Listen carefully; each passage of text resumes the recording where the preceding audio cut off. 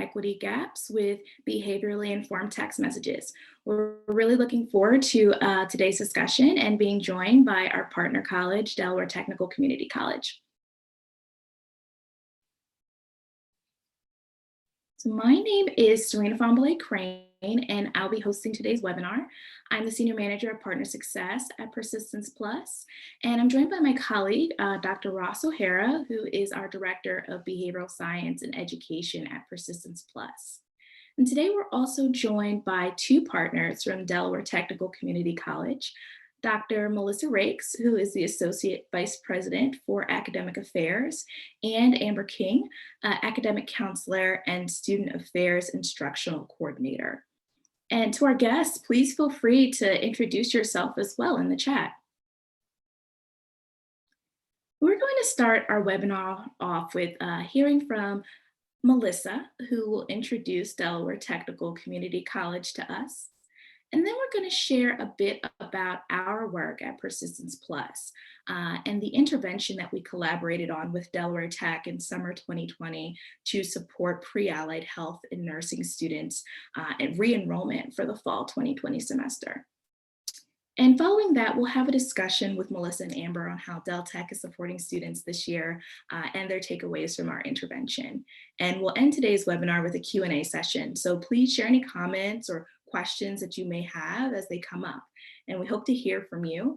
So jump in with your thoughts. And when you are sharing, please remember to share with all audience so that everyone can see your comments as you submit them.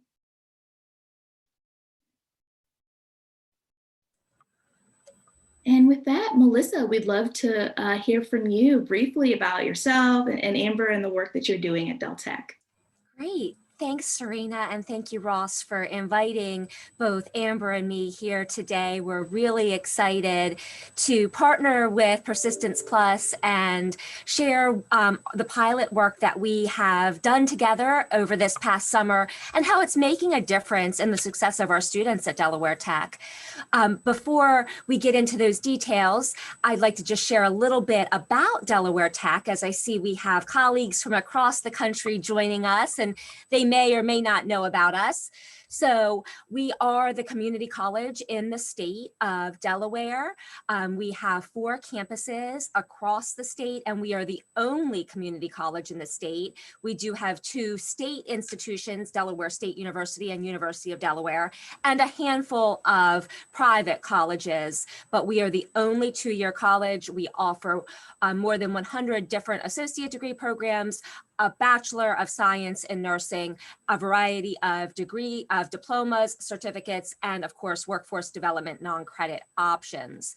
So you can see, if you're familiar with the state of Delaware, up north, we have our Wilmington campus that is very urban, right off the I-95 corridor, then going into the suburban area of Newark, right outside of the city, then down to the capital of the state in Dover, where it's a cross between suburban and rural, and then moving down to Georgetown, which is more rural, a little suburban, and very close to Rehoboth Beach, Lewis, Bethany, Dewey, if any of you have ever vacationed in that area, or even the nearby Ocean City, Maryland.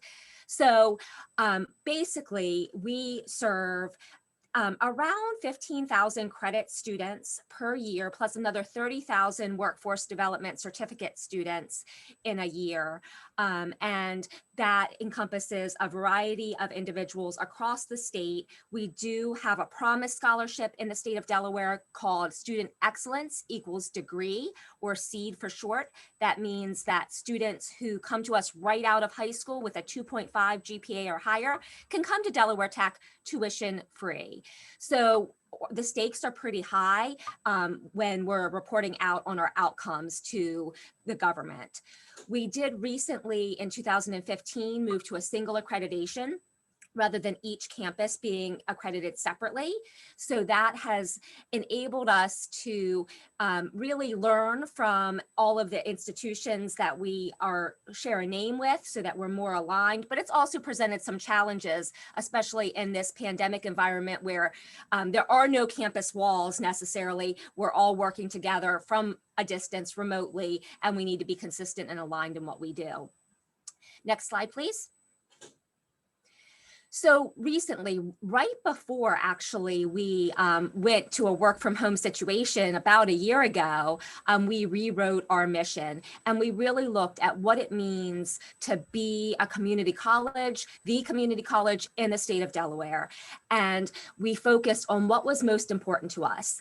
During this time in 2018, we also joined Achieving the Dream because we had been wanting to be a part of that network for years, and we had a new president who supported us in making that decision. So you really see a lot of the Achieving the Dream values encompassed in our vision, including the inclusive environment that fosters equity and student success.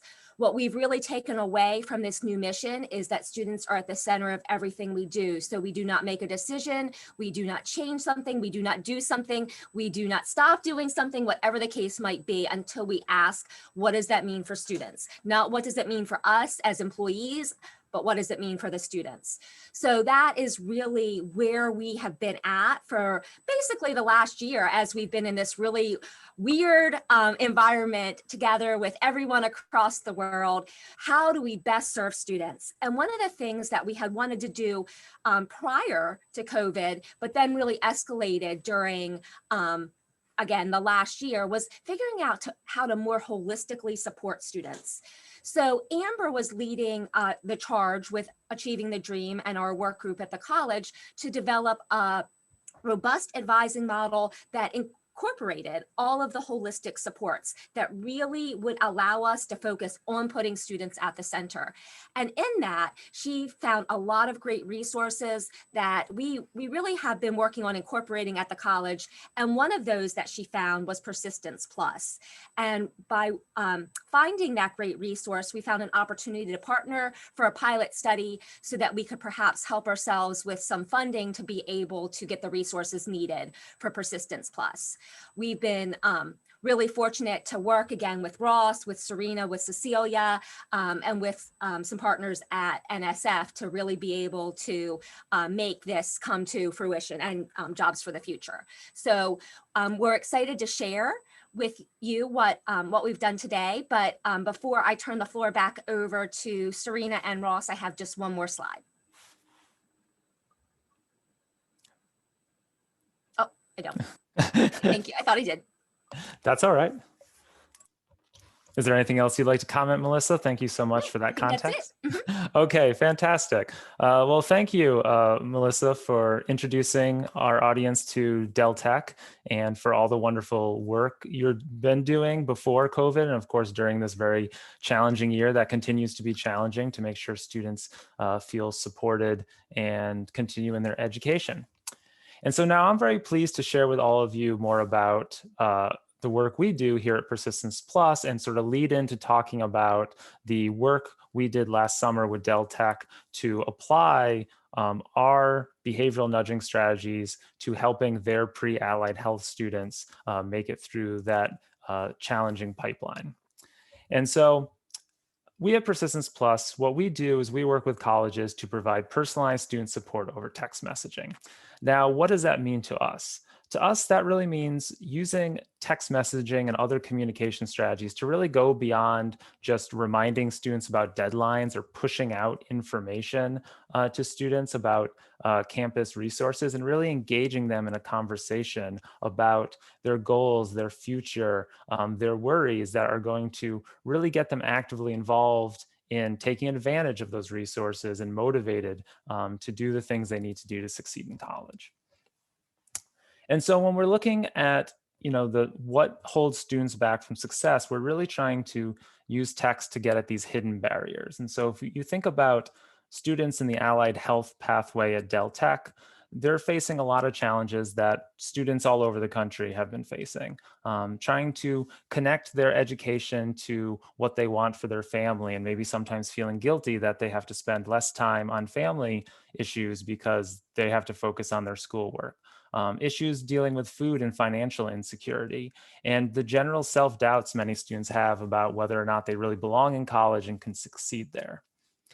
But when you put this all in the 2020 context of COVID-19, we have lots of students who don't like going to class online and are really struggling with that for one reason or another. And we talked a lot about that in our webinar this past November with our partners at Lakeland Community College. Looking at allied health, there's a lot of questions students have about whether they really want to stay in this pathway. And I will talk about this a little bit more later, but I specifically put that thought bubble over the male cartoon character here because men are underrepresented in this field. And we know we need more of them to fulfill the labor shortages in allied health, but they're actually the ones who are more at risk to drop out than women in this context. And then finally, of course, COVID-19 has all students stressed out, but it's especially bad for allied health students because they're working toward careers where they are going to be have COVID-19 as a part of their daily work, whether they're a nurse, a physical therapist, even something like a dentist. They're going to have risk of exposure, and that can be very stressful. And so at Persistence Plus, we're using text messaging to converse with students and help them through these many challenges. And so we're proactively connecting with students to try to help them develop mindsets and behaviors that we know lead to success. So you can see some examples on this slide of asking an allied health student about what most excites you about this type of health career. And a student who says helping people, gets this automated response in real time about trying to encourage them to really connect that value to everything they're learning in school and everything they want to go toward. And students, as you see here, really do appreciate these kinds of messages of support and motivation. And so all the nudges we send, and I'll show you some more examples in a couple slides, are developed by our behavioral science experts based on scientific research, interventions that have been done in education and social psychology and behavioral economics that show us what motivate people to keep going with long-term tasks like trying to get a college certificate or degree. And so when we're talking about these interventions that are used in the messages, there's a set of interventions I want to introduce to you that have been shown mostly in the social psychology literature to really improve equity in higher education. And so the ones along the top here that I framed in yellow, growth mindsets, threat reframing, social belonging, communal values, have been tested in a number of contexts to show that these types of interventions help improve equity and outcomes sort of at the general college level, just keeping students in school and improving their GPA. And then there are some that have been particularly tested within the context of STEM work. So goal congruence and utility value have mostly been shown to increase equity for women and students of color, specifically within STEM pathways. And then one I want to just dive in a little deeper into today, just to give you an example of how we go from these interventions that are published in scientific journals to a text message. Values affirmation is actually one that's been tested in both the general college population as well as within STEM, and I think is a really interesting type of intervention. So what is values affirmation? Well, I'm going to pop a poll up on the screen. That would be great if you could all answer. Let me get that going. And so this poll says, please pick the top 3 most important values that make you the person you are today. And so you can see there's a number of options here: kindness, curiosity, family, independence, etc. So go ahead and pick up to 3. You can just pick 1 or 2. And we'll just see how people feel about their values. And just go with your first gut instinct. Thank you. Lots of people are putting in their values. I'll give it another couple of seconds.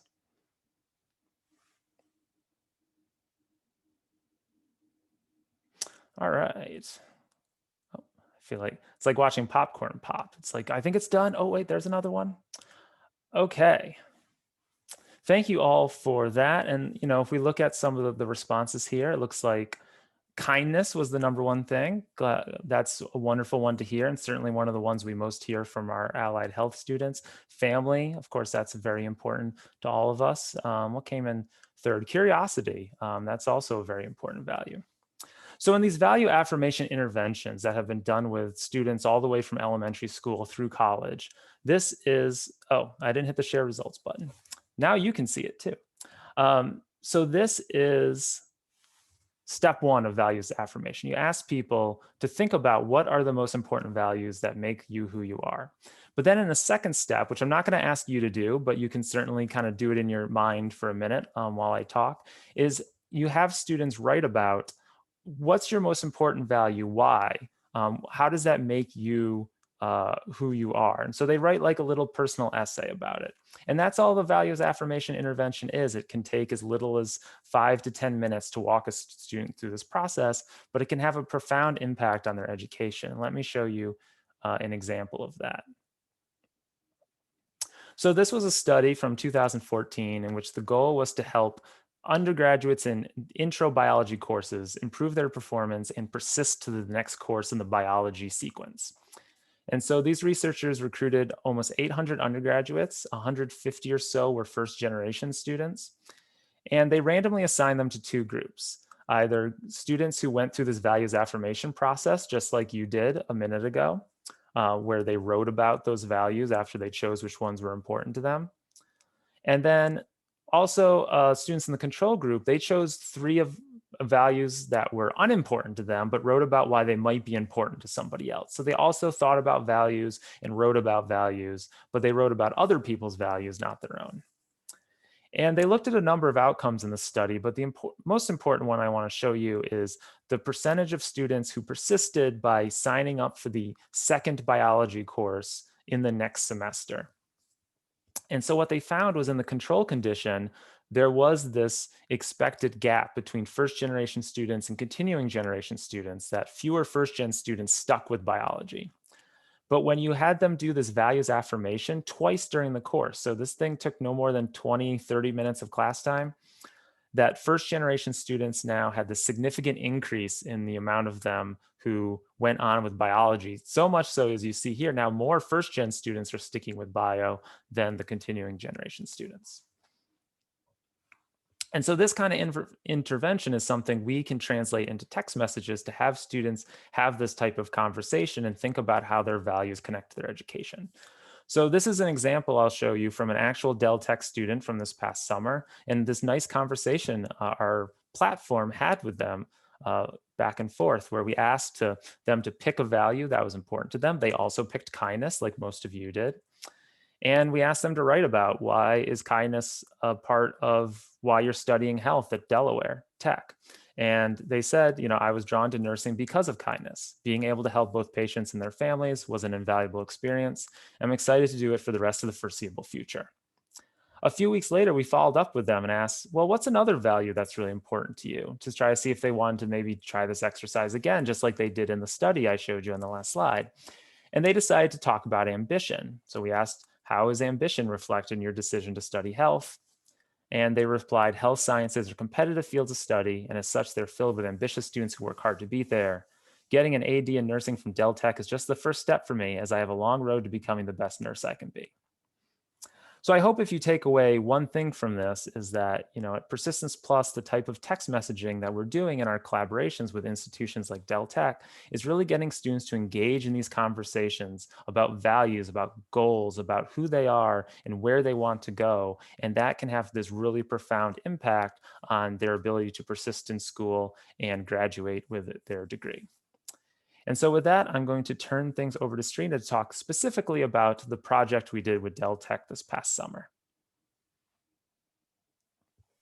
Thanks, Ross, for providing some background information about our work and introducing our nudges to the audience. And so for this part of the discussion, I'd like to talk about our collaboration with Dell Tech to support students in pre-allied health programs. So at Persistence Plus, we have experience supporting students across varied college majors and career paths. But I thought it'd be helpful to share some context around why we focused on this population for our summer intervention. Allied health is a career pathway that has a particular set of challenges for students pursuing it. Historically, this pathway has had struggles with equity. A 2014 study found that attrition rates for students enrolled in allied health pathways can be as high as 47%. And so we know that this is a rigorous pathway. It's stressful, and students are struggling to persist in this course of study. And there are also findings that Black students and Hispanic students and male students are less likely to finish this pathway with a credential. And I'm just curious, for those of us who may work with allied health or nursing students, we'd love to hear what challenges you're seeing with these students currently. Please feel comfortable sharing with us in the chat box. And there's also been some critical shortages in terms of allied health professionals in the field. In 2017, The Economist surveyed hospital executives about their perceptions around allied health and the pipeline and future projections and planning. And 90% of these executives surveyed said that they expect shortages by 2027.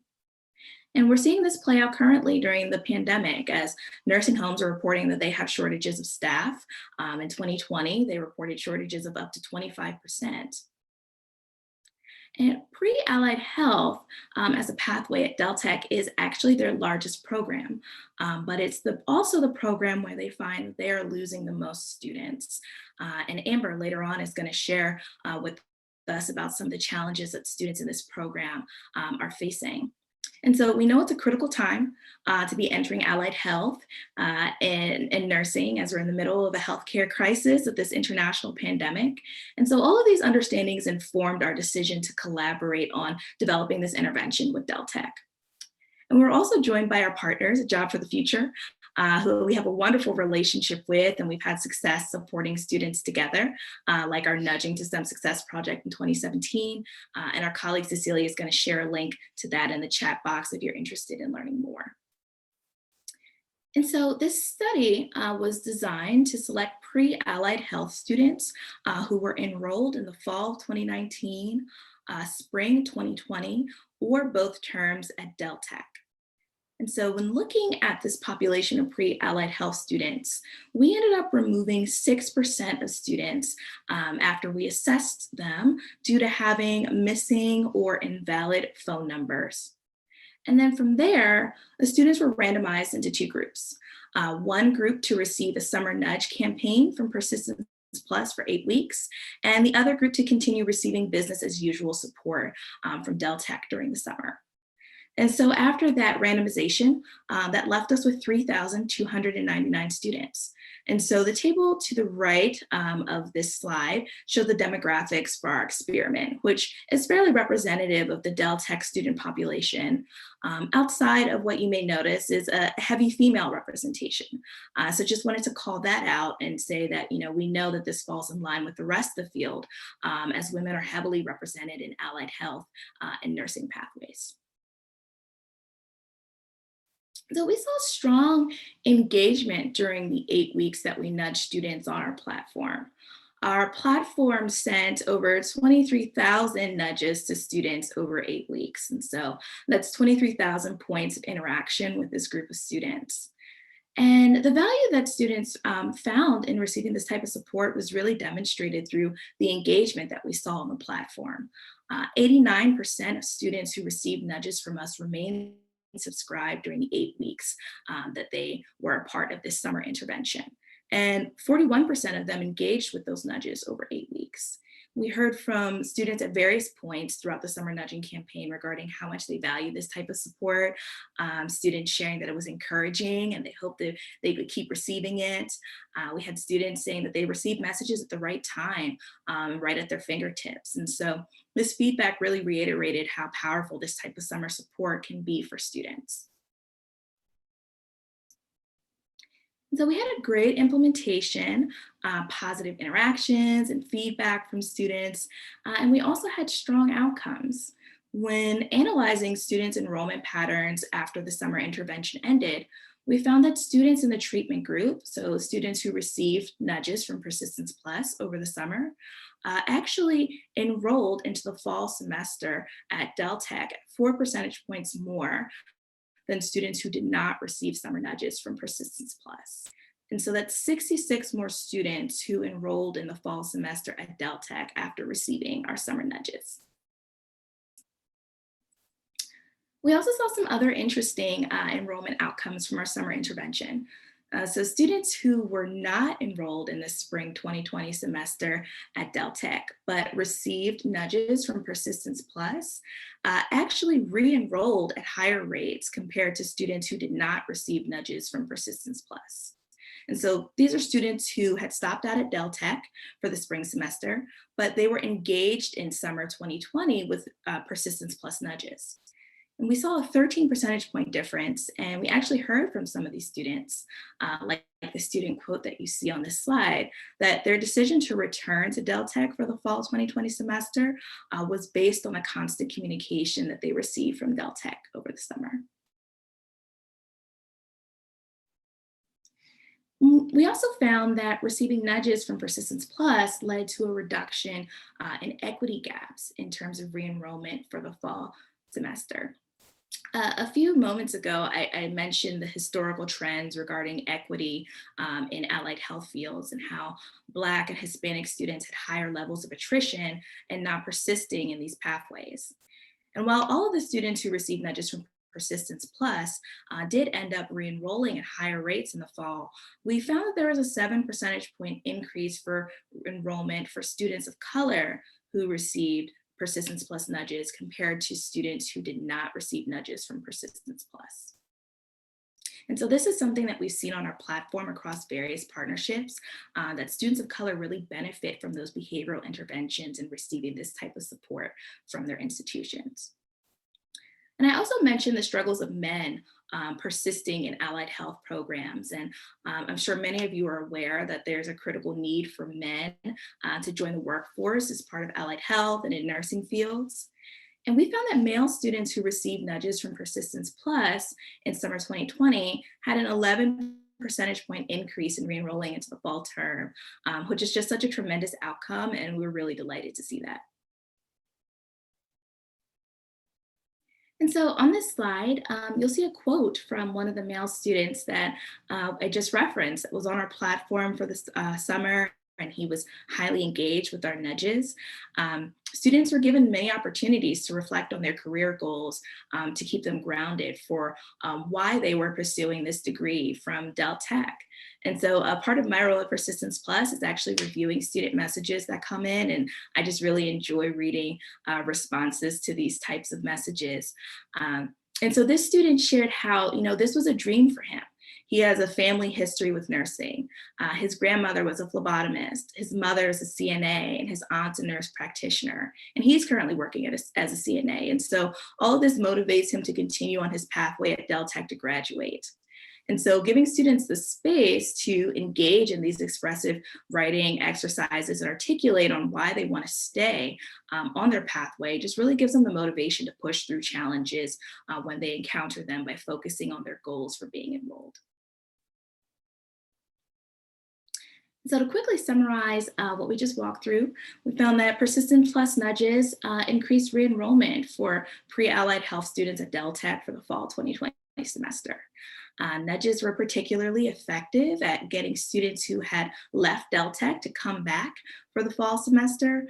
And we also found that nudges disproportionately benefited students of color and the men on the platform who received summer nudges from us.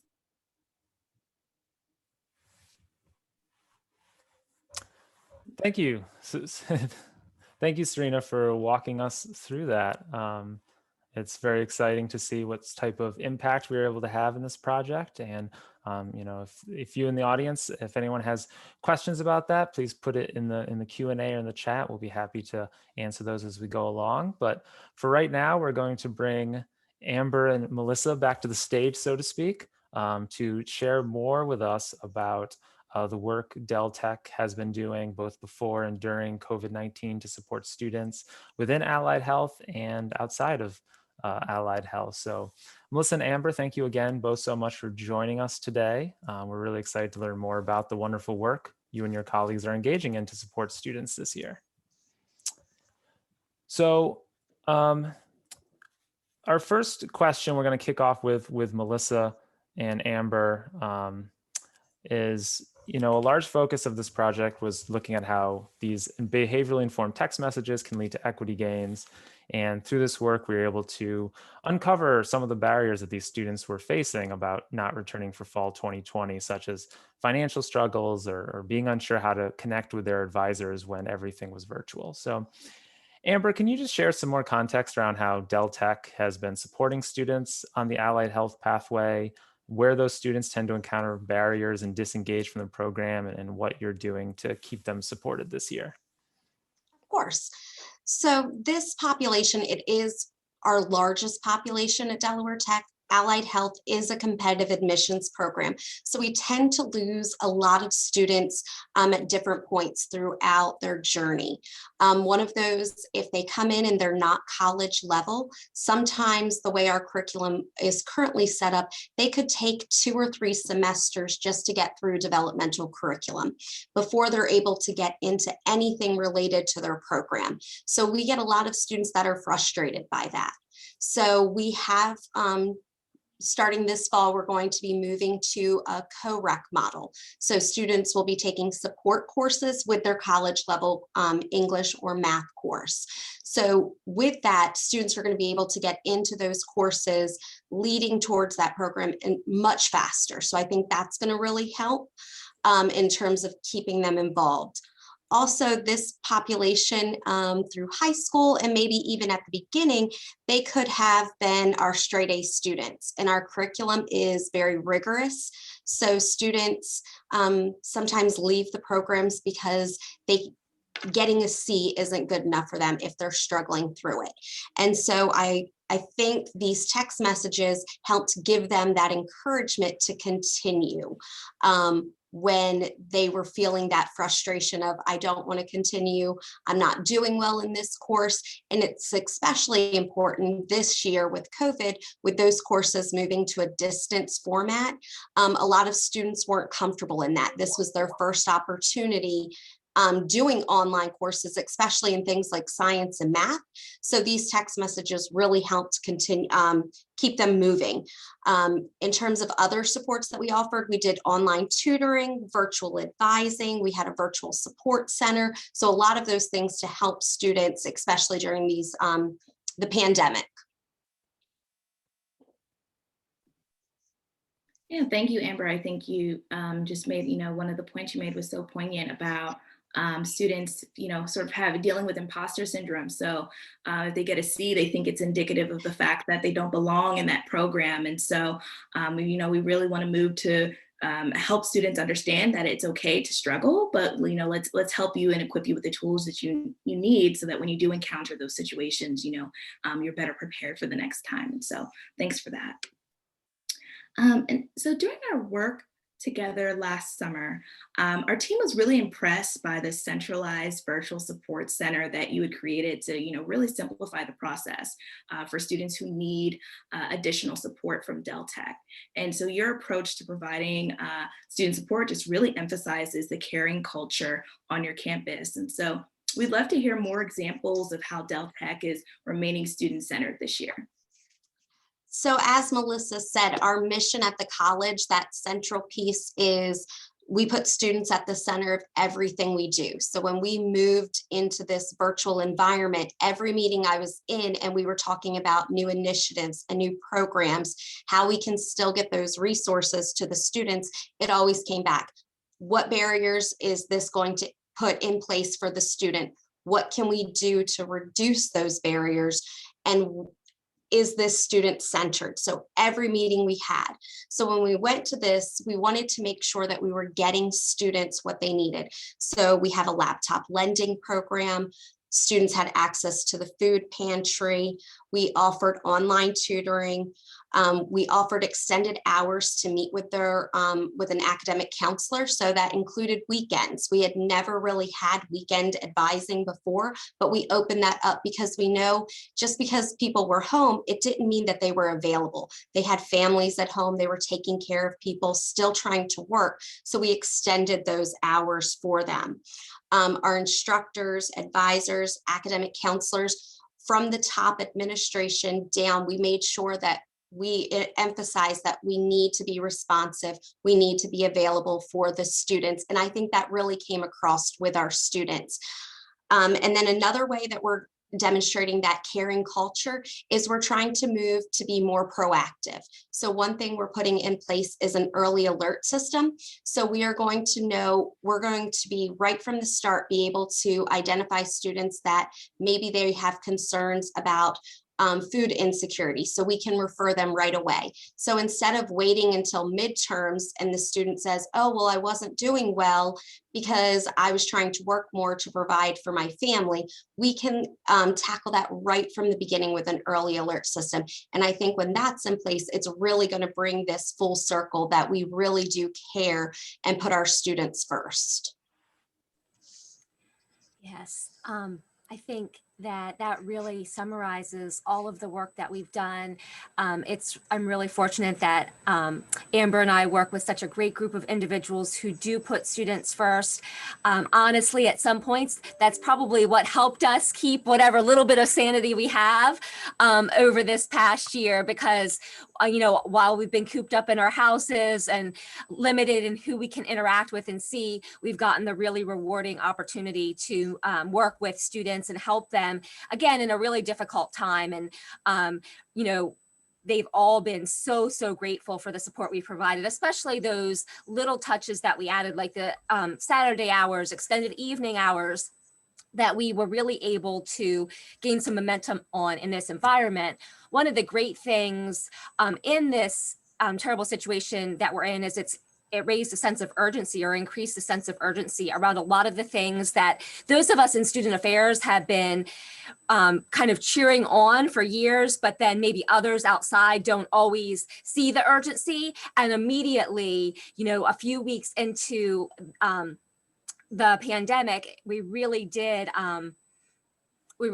see that we got a lot of support. So we created a laptop lending program. We expanded our emergency fund program so that it wasn't something where the student had to know that it existed, go ask a counselor, get the application. Instead, we just put it out on the internet and said, if you need this, apply. And then if we need to kind of triage and figure out if you're eligible, we will do it from there. So we really opened up resources. We're implementing our telehealth next week. So we'll have mental health counseling from licensed practitioners available basically 24/7 for our students. We've been really piecemealing that together for many years now, getting students connected as, again, kind of when they've come to us versus making it really easy for them just to access. We also have implemented some screening for students so that they can do their own self-assessments for mental health. So I think those are all things that, again, those of us in student affairs like Amber and me, we've known that we've needed to do that, but it wasn't as important maybe to some of our colleagues, or they didn't see the need for it, I guess is a better way to say it. And we really were able to gain momentum and I think establish a foundation that will be long lasting for a lot more of those holistic supports. Thank you, Melissa and Amber. That's so many amazing programs you're putting in place. And yes, it definitely resonates, the idea that so many colleges have really been able to revamp a lot of supports, unfortunately under some of the worst of circumstances, but maybe there's at least some silver lining to sort of these types of improvements being in place for the long term.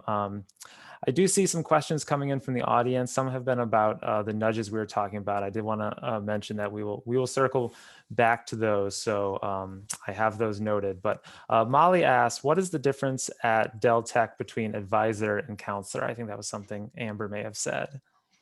So we have academic counselors, and when students enroll in Delaware Tech, the first person that they really interact with is that academic counselor. So we take care of getting students in the door and getting them registered for their first semester. So an academic counselor isn't specialized by a certain cluster or program. We do that overall, like introducing them to their major and enrolling in that first semester. After that, they meet with a program advisor, and that is a faculty member in their designated program. And they're the ones that help them register moving forward and make sure that they're staying on track to graduation. So that's our current model. But as Melissa had said, we are looking at kind of revising and revamping that advising model. So that may be shifting in the coming years.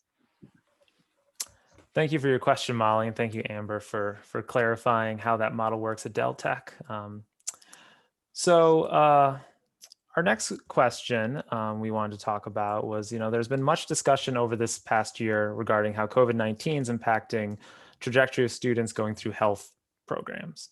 So for example, we know hospitals across the country and many clinical settings have had to restrict or eliminate clinical and observation hours for nursing students because of the COVID-19 risks. So how has the pandemic affected learning experience of students in your allied health program and nursing programs? And what adjustments have you been able to make this year to face those challenges? So when this first started, most of the hospitals, nursing homes, we had a freeze. We couldn't get our students in there. But our faculty, our deans of instruction, administration were wonderful. They worked with our community partners. And when I was just speaking with some of our nursing faculty, we've been able to get our students back in to do clinicals. It does look different though. So we haven't been able to go back to all of those partners. Some of them are new relationships that we've created. And then when we are back in those places, it has to be smaller groups. So instead of taking, our entire class over there, we're having to do smaller groups. So the colleges had to hire more faculty and adjuncts to take these students into clinicals. So it does look different, but we have been able to work with those partners. I will say, being the only community college in the state of Delaware, our partners are really strong. They want our students to come in. They want our students. So they've been working with us as much as they can to get our students in there, because they're the ones hiring our graduates, and the healthcare system right now does need our graduates. So they've been really great with working with us, but it has been difficult. It's adding time and really splitting things up. The hours have shifted for some of those clinical experiences as well, because we've had to do those smaller groups. Yeah, that's great to hear, Amber. I know it was such a tough adjustment, in those first few months. And so knowing how, paramount Del Tech is as a career pipeline for your healthcare system, I'm really glad that you've been able to make those adjustments, or students are able to get back into some of those clinical settings. And so we know that our project was a new experience for Del Tech, as this was your first time employing behaviorally informed text messages as a strategy to support students' re-enrollment. I'd love to hear from you, Amber, and Melissa, feel free to jump in as well. What was it like being a part of this RCT? What did you learn from it? And what were some of your takeaways? So I thought it was a great experience. It really brought to light how much our students want to engage with the college. We've hosted focus groups before with students to try and get their feedback, but this was a quick and easy way for them. We all know that students are walking around, they have their cell phone with them. So when they get a text message, it's a quick and easy way for them to engage with the college. So the fact that 41% of our students that were part of this engaged with us shows us that they do want to give us their opinion. They want to share, their experiences with Delaware Tech. And since, that is our focus, we want that information. So I think it shifted our focus, that instead of just always trying to do focus groups, that we can do some of these faster text messages to get some of their feedback. And I think it's really important, as we're looking at new programs and initiatives, that we can do these this type of work.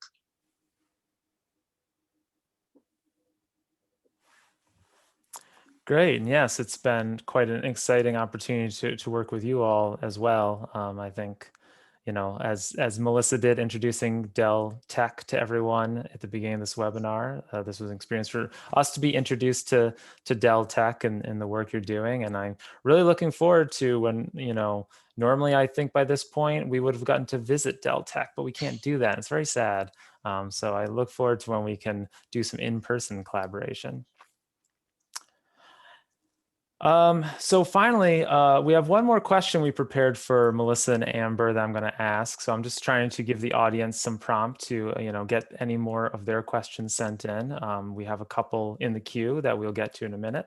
But let's wrap up with asking, as a result of seeing these initial outcomes, that these behaviorally informed text messages helped improve equity and in general just got more students to re-enroll at Del Tech, how are you thinking about other interventions or programs on campus? And are these findings informing other initiatives that you're trying to implement?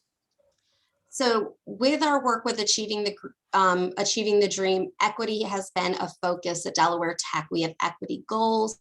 So the fact that these nudges really helped reduce some of those equity gaps that we saw, we shared this with all of our administration, and this is something we would like to continue, not just, with helping registration, but other areas as well, because we, with that equity focus and seeing those reductions in those gaps, we really want to try and explore how we can use, these text nudges and other programs to reduce that. So we're hopeful for, working more with Persistence Plus on this.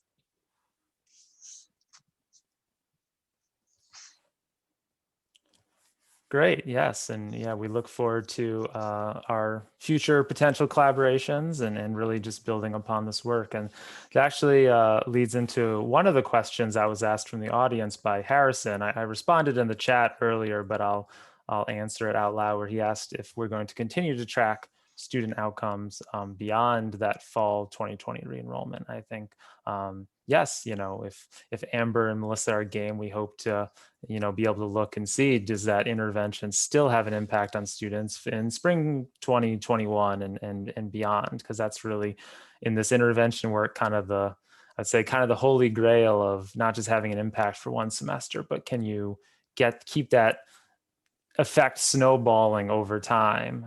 That's really what we want to see. And so please keep sending in your questions. There's been a number of them about Persistence Plus and how the nudges work. So I think I'm just gonna knock off a few of these. Kathleen asked if nudges help motivate students to seek out help. And the short answer is yes. And I can say this both from research studies that have been done on different types of these psychosocial type interventions and looking at what they're doing that is leading to better persistence in college. And often one of the key mediators they find is that students who are encouraged to sort of reflect on their education and reframe how they're approaching college, it reduces that help-seeking threat, and they're more likely to access resources on campus. And that explains a lot of improved performance or improved persistence over time. And then we see this time and again with our nudges that we've been able to show in some other experiments that students receiving these are more likely to go to a tutoring center to get help. We've seen upticks in students going to a food pantry when they need that sort of help. We've seen surges in applying for emergency aid based on students who are in need of that help getting nudges about that. So yes, nudges definitely help students seek support. And then I want to kick this next question to you, Serena. Molly asked, do we have staff that reply to all the students' reflections? Yeah, so Molly, that's a great question. And you may have heard Ross and I make reference to our platform a few times during this discussion. And so when we refer to our platform, we are referring to, we have an interactive and intuitive platform that is doing the bulk of this work for us. And so our platform is an intelligently designed platform that's customizing the messages that students are receiving based off of who they are. So are you a first generation student? Are you a student who's coming closer to graduation? Is this your first time enrolled in college? As well as the unique context regarding the institution that the students receiving or attending as well. And so as our platform learns more about students based off of how they are responding, so checking in with students around stress management, checking in with students around goal setting, the nudges are actually customized based off of the responses that students send us, so that it is learning more about the students as they share more with us, and the support that students are receiving is more customized. So to answer your question, we are not doing that work, though we do have a human component enrollment that is reviewing messages that come in, just to make sure if there is something that is missed, if a student asks a very specific question, we can make sure that they are getting to the right place or the right support that they need on campus. And Serena, do you also want to mention a little bit how, we coordinate with the campuses when, so that they're also kind of hearing from the students and learning what they're saying? Mhm, absolutely. And so when we start working with our partners, we do have a process, where we are learning about what types of supports are available on campus, who is the right person that somebody, if they do have a question about financial aid, if they do have a question about the food pantry, who's the right person to have these conversations. And so we really want to work to complement some of the resources and supports that are already established so that we can point students back to those things when those questions do come up. As we're learning more about the students, part of my role is, checking in with our partners to share some of these insights back with them. So letting them know, what are some of the concerns that students have been sharing with us about their time being, physically distanced from campus? What are students saying about, the access that they have to technology and, being able to collaborate with our partners as we're sharing these insights back with them about, how can we adjust and, how can we refine the messaging that students are receiving so that they are making sure that they are aware of the resources that are available. But it's also helpful for our partners to learn as well, because these responses that they're learning from students can really help them on their end to gauge the need or the level of concern that students have in certain areas so that they can continue to adjust what is offered to students and programming and initiatives there on their campus as well. And that really ties into a question that came in from anonymous attendee about, does Persistence Plus platform send out these nudges, or does it coordinate with some other software platform? And yes, we have built a platform that does the nudging of the students, sends the text messages to the students. And so we, our behavioral science team, design all the messages, but informed by what we learn about each campus that we work with. And so I was wondering, Amber, if you could chime in a little bit. You are our point person as far as our onboarding, our learning about Del Tech, our learning about allied health, and making sure data was going back and forth in the right ways. So can you talk a little bit about your experience from your end, kind of with that process? You guys made it really easy for us because you guys created a document where we needed to put websites or contact. So when you had specific text nudges that were going to be dealing with certain things like food insecurity, we just needed to plug in our website where students go to make an appointment for the food pantry. So you guys had, based on what those text nudges were going to be about, what resource you needed for us. So we were just able to fill in those gaps. And then when it came time to pulling data, Delaware Tech, we have an Office of Research and Analytics. So Serena would send me, here's what data I need. And I was able to work with our Office of Research and Analytics to put that together. And using different, we were able to get that pretty seamlessly to Serena. But the check-ins with Serena were always good. We had, I think, 2 over the summer where she would just kind of share updates and give, here's what the students are saying. And it was really nice to hear the positive feedback coming from the students, but also concerns, because then I could take those concerns back to our leadership and say, here's a piece we're missing in this virtual world. So what can we do?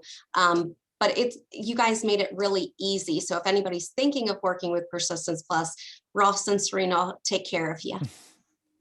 Well, thank you, Amber. And yes, I think it's one of the things I think we take a lot of pride in. Of course, we love supporting students and making sure they're staying on track, but we love to hear from our partners that we made it easy.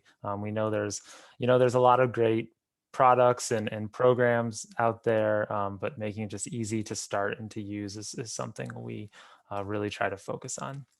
So I think we have time for one more question before we wrap up. I want to bounce back to another question that Harrison asked a little while ago, which was about if we could speculate on why we found such a large impact with the students who were getting nudged while unenrolled from Del Tech actually coming back to the college, and if we were sort of expecting that. That's a really good question, Harrison. And we did an experiment a couple years ago that was similar to this one. It was summer nudging. It was a randomized controlled trial. It was with multiple community colleges, and it was focused on STEM students, so students in just intro STEM pathways. And what we found in that study, we also found that nudges helped more students come back after the summer, but the effect was more driven by those students who were taking summer courses, re-enrolling, versus the ones who had taken a break. So different from what we found here. So, there's a lot of potential reasons for that as far as context goes, whether it was allied health or whether it was because, nudging in summer of 2020, we know was a whole lot different than any summer of college before 2020. But yeah, we've done a number of engagements just trying to connect with students who are taking a break from college. And we think it often is very impactful in a number of ways. One, just getting that reach out from the college when they're on a break. And I think a reach out that isn't just sort of like, hey, re-enroll, hey, re-enroll, that it might come from some other sources, but just, trying to get them thinking about their goals and their values and trying to have a different conversation about what college is to them can start to get them reframing how they want to make their future educational decisions. And we've actually found in some cases, students who are on our platform, say they're a first-year student, and we start nudging them, and then they do take a break from school, but they're still getting these text message nudges. Like, they won't unsubscribe. They'll keep getting them and they'll keep responding to them because they like that connection, and they like, because to them, in their minds, they're still, say, a Del Tech student. They're just a Del Tech student who's not going to school this semester. And so they want to be a part of that. And so that can be very influential. I guess I'll try very quickly to answer this one question because it's very straightforward, from Rachel Merkel. She said, how were you able to reach to stop out students? Did they have to opt in for messaging at some point? So the answer to that is when we collaborate with a partner college, what we do is, basically all colleges now collect cell phones and permission to text students as part of their communication strategies, usually from the moment they first inquire about the college. And so we use an opt-out system or an automatic enrollment system where all the students are informed about the program and the nudges and can opt out. They automatically start getting messages that explain. You can write stop or unsubscribe to get opted out. And then at any point during the messaging, they can always say, I don't want to get this anymore. And as Serena mentioned, like during that summer pilot, of those 1,500 students or so we're getting nudged, 89% of them remain subscribed. So in other words, 11% did say at some point, please, I don't want this anymore. So that is how we're able to reach those students, because Del Tech already had their numbers and their information. So just to wrap up really quickly, we are at a minute to go. Just wanted to thank Amber and Melissa so much for being great partners and for participating in this. And I wanted to thank the audience for being here. And I just wanted to pop up my screen again for 1 second and just say that, if you're interested in learning more about Persistence Plus and the work we do, we'd love to talk to you more and have you become part of our great network of partners, 2 years, 4 years, nonprofit institutes. We work with all sorts of organizations as long as they're dedicated to student success like we are. And we've done a number of trials like the one we shared with you today, showing the impact of these nudges on student success. And so please do email Serena and/or I if you'd like to connect. We'll also be reaching out in the next 24 hours or so to share a recording of today's webinar and some additional resources to help you strategize around communication and equity. And we really hope this is the start of a conversation. So we'll be reaching out to some of you as well to say, can you chat with us for 20 minutes? You spent an hour learning from us. If you had the time, we'd love to spend an hour just learning from you, but we know you don't have an hour, so we're only going to ask for 20 minutes. And so thank you all so much, and we'll be in touch. Thank you, everyone. Thank you. Thank you.